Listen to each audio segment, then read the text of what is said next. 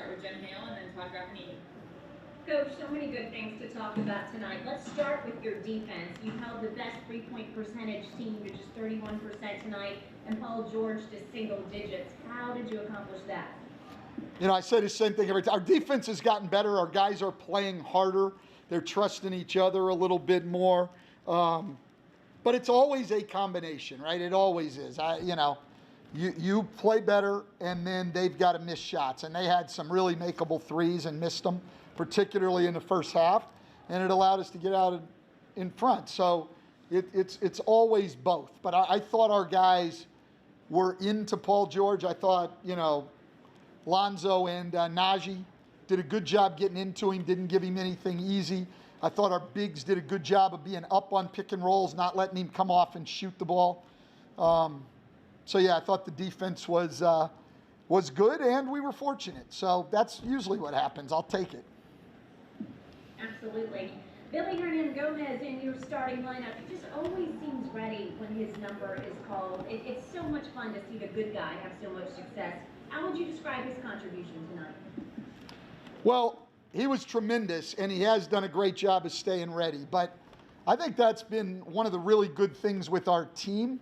I give the players a lot of credit, whether it's Billy, whether it's Najee Marshall, who didn't play for most of the year and then had to be ready, whether it's, Jackson Hayes had times where he didn't play, whether it's Wenyen Gabriel, who I thought was outstanding tonight in his minutes. Guys stay ready, so I give them a lot of credit. I also give our coaches a lot of credit. I mean, they're out there with those guys every day, playing before games, playing in the practice gym, working to keep those guys ready. Teresa Weatherspoon, Rex Walters, Beno Udrih, Corey Brewer, Darnell Lazar, those guys they're with those guys every day, not only coaching them, but encouraging them and everything else. And with their work and the players' work ethic, guys have stayed ready. We really haven't had to call on somebody this year and they weren't ready to play. So that's been a really, really good thing. And Billy's obviously been one that has stood out in that regard today after the game.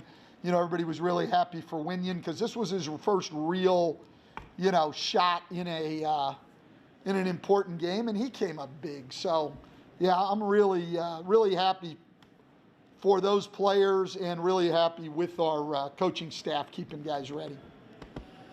Coach, I want to go back to the defense again. And you said that, the Clippers missed some shots in the first half, and they did, but you did force 20 turnovers. You had 13 steals. There were deflections all over the place. It just seemed your guys were a step ahead as far as anticipation. Yeah, there's no question. We've been much more active defensively. We talked about it yesterday in the sense, coming off that tough loss with San Antonio, we talked about how much we gave them the numbers, how much our defense has improved. And, we've got to start taking care of the ball and things like that, because our defense has improved enough to be a good team. This team, the record hasn't showed it. I get that. I'll take ownership of that, but this team's gotten a lot better, even through the injuries we've had. We've become a pretty good basketball team and a pretty consistent team in terms of how we show up and play every night. I mean, you notice even the good teams, right? I mean, there's blowouts here and there. Like, we've been pretty consistent showing up and competing every night. This is a good group to coach.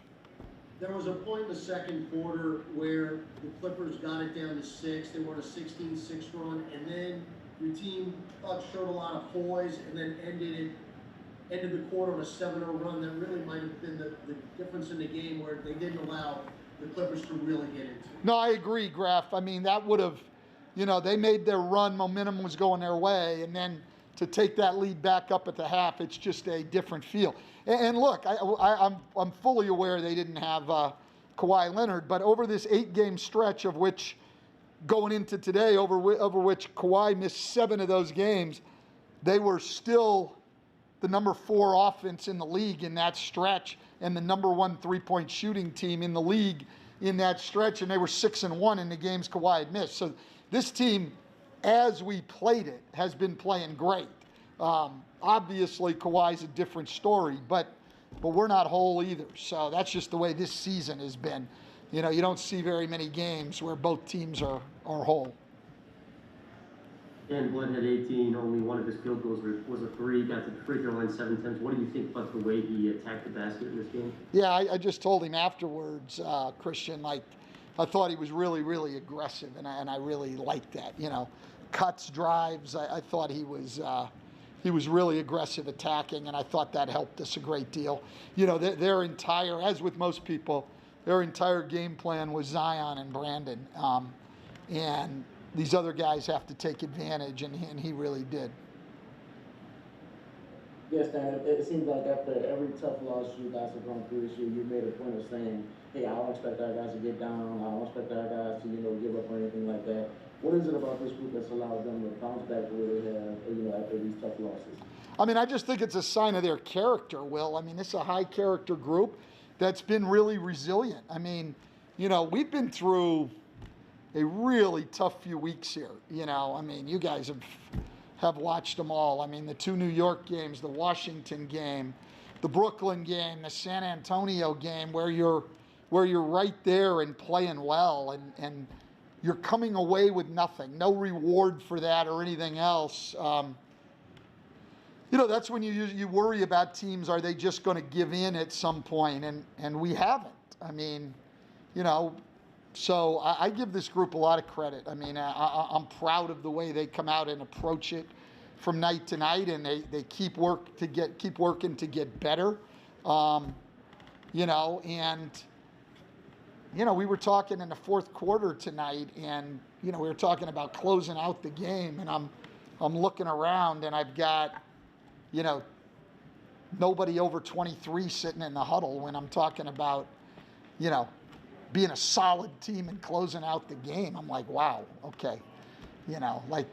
This isn't like, I said, a veteran, and I was kidding him at the end of the timeout. I said, a veteran group like this should be able to close this out. And it's been a great group, though, to coach. And I just hope, for my sake, obviously, I'm not saying I don't care. For my sake, too, I want to win. But for theirs, I mean, they deserve to have some success because they're going about it the right way. Well, Stan, on that note, I mean, does it kind of make you optimistic for as you go forward with this? Like, I know it's been a rough couple of weeks and the season's not over, etc. But like, does it leave you with a little bit of a sense of optimism that maybe a lot of people probably don't have right now? I just, you know what, I have a confidence that our group will come ready to play. They'll prepare themselves to play, and they'll go out and play. So yeah, I mean, I think things. I'm looking forward to these next little less than 3 weeks going forward to see what we can do. Now it's, we know it's 8 out of 11 on the road, so not going to be easy. But I'm looking forward to it because to see what our group can do over these last 20 days here.